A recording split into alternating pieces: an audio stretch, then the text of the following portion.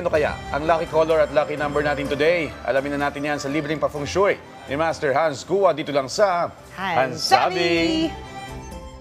Rise and shine, mga ka-respeto na muli ang gabay, patnubay palala at prediksyon ni Master Hans Kua ngayong panimula ng week na to, Monday, May 27, 2024.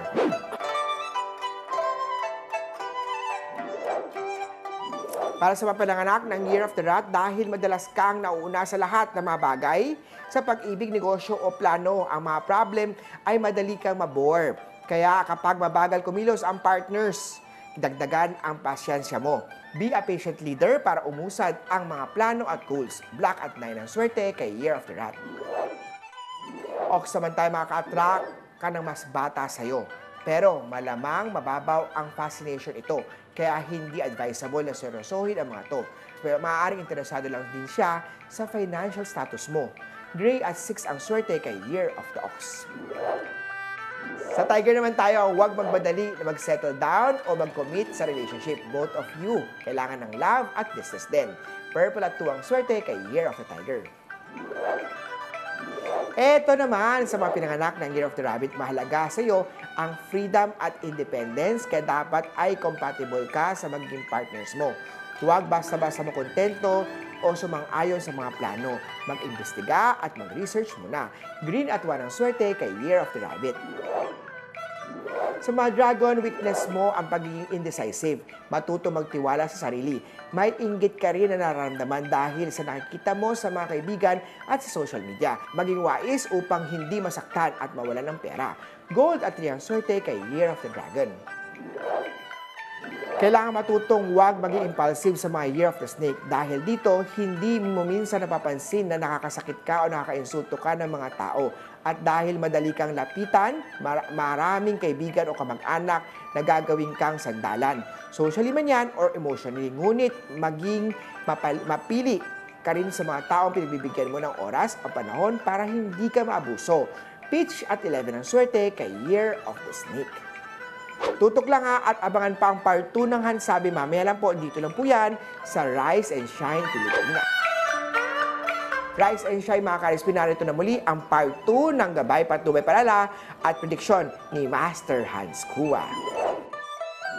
Ito naman, para sa mga pinanganak ng Year of the Horse, siguraduhin hindi magsasuffer ang pag-aaral or professional goals mo dahil sa personal na drama.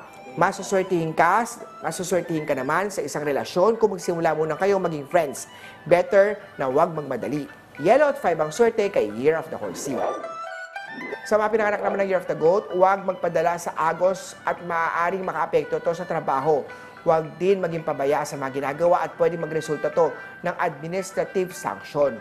Huwag din maging makulit para iwas tayo sa kainaisan o mainis sa'yo ang mga katrabaho ibang tao. Blue at 8 ang swerte kay Year of the Goats.